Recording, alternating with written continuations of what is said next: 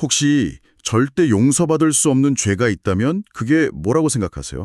생각만 해도 좀 무서운 질문인데요. 오늘 저희가 같이 들여다볼 자료는요. 바로 이 질문에 답하는 한 교회의 설교문이에요. 마가복음 3장을 근거로 성령을 모독하는 죄가 과연 무엇인지 그 진짜 의미를 한번 깊이 파고들어 보려고 합니다. 네. 이 설교가 흥미로운 점은요, 단순히 이런 행동이 죄입니다 하고 목록을 나열하는 게 아니라는 거예요. 아, 그런 게 아니군요. 네. 왜? 도대체 어떤 원리 때문에 그 죄가 용서받을 수 없는 상태에 이르는지 그 근본적인 메커니즘을 파헤치고 있거든요. 특히 예수님을 반대했던 두 그룹, 그러니까 예수님의 가족하고 또 종교 지도자인 서기관들의 반응을 아주 세밀하게 비교 분석하면서 그 본질에 접근합니다. 알겠습니다. 그럼 한번 시작해 볼까요?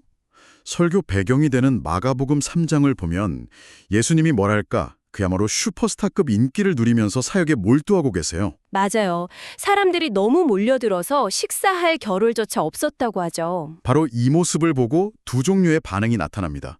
첫 번째가 예수님의 가족들이에요. 네, 가족들이 예수님을 만나러 와서는 그가 미쳤다 이렇게 말하면서 붙잡으려고 해요. 여기서 설교자가 아주 중요한 질문을 던져요. 이 가족들이 정말 예수님을 악의적으로 비난하려고 했을까요? 그러게요. 그들은 가나의 혼인잔치에서 물이 포도주로 변하는 기적도 봤고 예수님의 능력을 누구보다 잘 아는 사람들이었거든요. 그렇죠. 누구보다 가까운 사람들이었는데 갑자기 미쳤다고 하니까 좀 이상하게 들리긴 해요. 그럼 왜 그런 반응을 보인 걸까요? 설교자는 그들이 문제 삼았던 건 예수님의 능력이 아니라 행동이었다고 분석해요. 행동이요? 네. 아니, 능력이 있는 건 알겠는데 왜 저렇게 밥도 안 먹고 자기 몸을 혹사시키면서까지 무리하는 거야? 저러다 큰일 나겠네? 하는 뭐랄까 아주 인간적인 걱정이 앞섰던 거죠. 이건 상황의 본질을 꿰뚫어 보지 못한 좀 피상적인 판단이었다고 할 수 있어요. 아, 그러니까 악의가 아니라 걱정에서 비롯된 오해였다. 이 말씀이시군요. 네.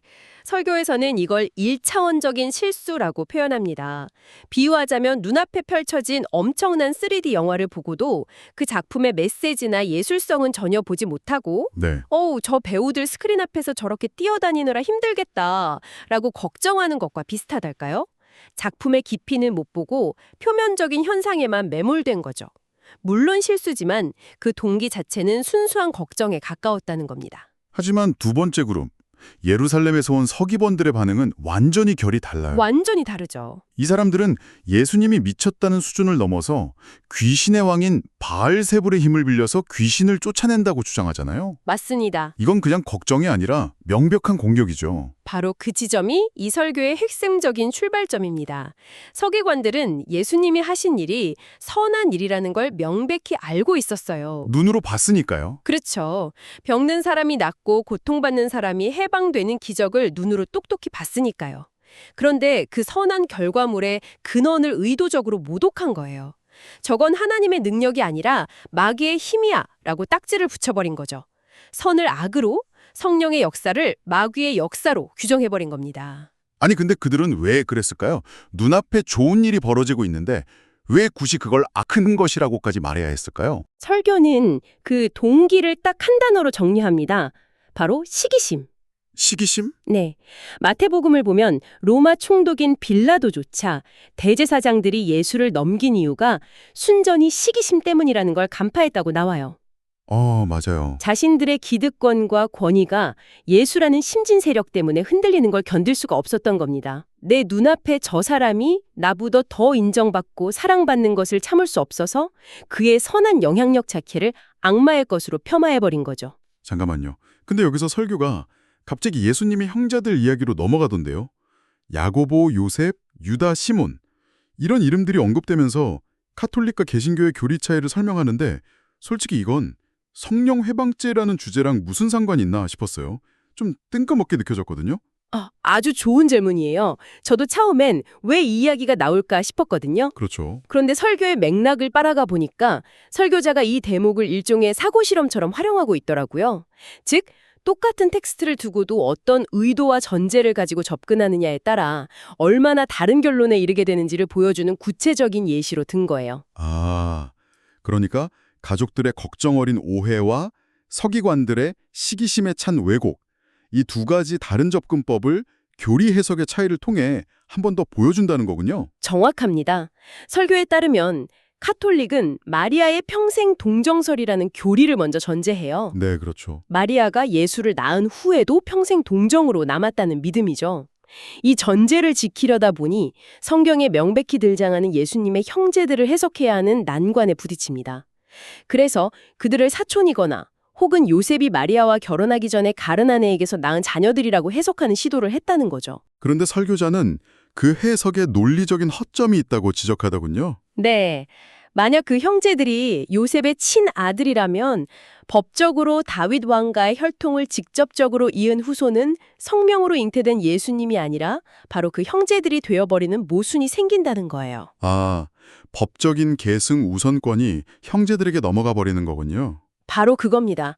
반면 개신교에서는 결혼 제도를 거룩하게 보기 때문에 마리아가 예수님을 낳은 후에 요셉과 정상적인 부부관계를 통해 다른 자녀들을 낳았다고 보는 것이 훨씬 자연스럽다고 해석하고요. 알겠습니다. 결국 마리아는 평생 동정이어야 한다는 어떤 전제를 지키기 위해서 텍스트를 해석하는 것과 텍스트 자체를 그냥 자연스럽게 읽어나가는 것의 차이를 보여준 셈이네요. 맞습니다. 이게 서기관들과 가족들의 태도 차이와 연결되는 거고요. 그렇죠. 서기관들은 예수는 틀려야만 한다는 전제를 가지고 모든 현상을 왜곡했고, 가족들은 예수가 걱정된다는 전제로 상황을 오해했던 것처럼요. 자, 그럼 이제 이 두 그룹의 차이가 왜 용서받고 용서받지 못하는 이 결정적인 차이를 만들어내는지 이야기해봐야겠죠. 네, 드디어 본론이네요. 걱정해서 실수한 가족과 시기심으로 진실을 왜곡한 서기관들. 이 둘의 운명을 가른 건 무엇이었을까요? 설교는 신학자 핸드릭스의 견해를 인용해서 아주 중요한 포인트를 짚어줘요. 성령 회방죄, 즉 용서받지 못하는 죄는 하나님이 리스트를 만들어 놓고 이 행동을 하면 무조건 아웃이라고 정해놓은 특정 행위가 아니라는 겁니다. 행위가 아니라고요? 네, 그보다는 죄를 짓는 사람의 의도와 그로 인해 굳어져 버린 마음의 상태에 관한 문제라고 설명해요. 와, 그건 정말 중요한 관점의 전환인데요. 그러니까 이건 하나님이 너는 용서 안 해 라고 문을 닫는 게 아니라 죄를 지은 사람 스스로가 나는 회개할 수 없어 라면서 문을 안에서 잠가버리는 상태에 가깝다는 거군요. 바로 그겁니다. 그게 이 설교의 가장 핵심적인 통찰이에요. 예수님의 가족들을 보세요. 그들은 예수를 미쳤다고 말하는 큰 실수를 저질렀지만 그 동기는 걱정이었어요. 네, 악의는 없었죠. 그래서 나중에 예수님의 가르침과 부활을 통해 진실을 깨달았을 때 자신들의 실수를 인정하고 회개할 수 있었죠. 실제로 예수님의 동생 야고보는 초대교회 가장 중요한 지도자 중 한 명이 되잖아요. 회개의 문이 열려 있었던 거예요. 하지만 서기관들은 달랐다는 거고요. 네. 서기관들의 죄는 시기심에서 출발했죠. 이 시기심이라는 감정의 무서운 점은요, 내가 틀렸고 저 사람이 옳다는 사실을 인정하는 걸 극도로 어렵게 만든다는 거예요. 아, 그걸 인정하는 순간? 자신의 존재가 무너지는 것 같거든요. 그래서 그들은 자신들의 논리와 권위를 지키기 위해 눈앞의 진실을 계속해서 부정하고 왜곡할 수밖에 없었어요. 이런 마음의 상태에서는 진정한 회개가 원천적으로 불가능합니다. 아하, 그래서 용서에 이를 수 없다는 거군요. 하나님이 용서를 거부하시는 게 아니라 스스로 회개를 거부하기 때문에 용서라는 선물을 받을 수가 없는 상태가 되어버리는 거네요. 정말 무서운 이야기입니다. 죄 자체가 아니라 죄에 대한 나의 태도, 그 뻣뻣한 마음 때문에 스스로 구원의 길을 막아버린다는 거잖아요. 맞아요. 이건 외부의 문제가 아니라 완전히 내면의 문제인 거죠. 그런데 이야기가 그냥 2000년 전의 신학 논쟁으로만 들릴 수도 있는데 설교는 이걸 아주 날카롭게 오늘날 우리의 삶으로 끌고 오더라고요. 김진혁 교수라는 분의 관음적 현상이라는 개념을 소개하면서요. 네, 관음적 현상이라는 개념이 등장하죠. 영어로는 voyeuristic phenomenon이라고 하는데, 관음적 현상이요? 네, 이건 어떤 공동체에 물리적으로는 소속되어 있으면서도 마음은 한 발짝 뒤로 빼고 다른 사람들을 관찰하고 판단하는 태도를 말해요. 나는 저들과는 달라? 저 사람의 저런 점은 문제야 라고 속으로 비평하면서 자신을 안전하게 분리시키는 거죠. 아, 그거 뭔지 알 것 같아요. 예를 들면 회의 시간에는 가만히 있다가 끝나고 나서 동료들끼리 오늘 부장님 말씀은 좀 그렇지 않았어? 하고 뒷담화를 한다거나 아니면 교회 소그룹에 앉아는 있는데 마음으로는 참여하지 않고 누가 기도를 잘하나 못하나 평가하고 있는 그런 모습들이요. 정확한 예시입니다. 설교는 바로 이 관음적 태도가 공동체를 무너뜨리는 아주 위험한 독소이며 서기관들이 가졌던 시기심이 자라나는 토양이 된다고 경고해요. 아, 그게 그렇게 연결되는군요. 네. 왜냐하면 이 태도의 근원에는 나는 저들보다 우월하다는 미묘한 교만이 깔려 있거든요. 진장으로 공동체에 섞여서 함께 땀 흘리고 실수하고 용서하는 과정에 참여하지 않고 안전한 방관자의 입장에서 비평만 하게 되는 거죠. 듣고 보니 특히 현대사회 지성인들이나 뭔가 좀 안다고 생각하는 사람들이 빠지기 쉬운 함정 같다는 생각도 드네요. 설교에서도 바로 그 점을 지적합니다. 교묘하게 자신의 마음을 숨기고 이런 방관자적, 비평가적 태도를 취하기 쉽다는 거죠. 그리고 이런 태도가 굳어지면 결국 서기관들처럼 되는 거예요. 공동체 안에서 일어나는 어떤 선한 움직임을 보고도 순수하게 기뻐하고 동참하는 게 아니라 저건 쇼맨십이야, 분명 다른 의도가 있을 거야 라며 일단 비판부터 하게 되는 마음이 딱딱하게 굳어버린 상태로 이어질 수 있다는 겁니다. 을 정리해 볼까요? 결국 우리가 피해야 할 것은 성령회방죄라는 어떤 죄의 목록이 아니라 우리 마음이 서기관들처럼 딱딱하게 굳어지는 상태, 그 자체인 것 같아요. 맞습니다.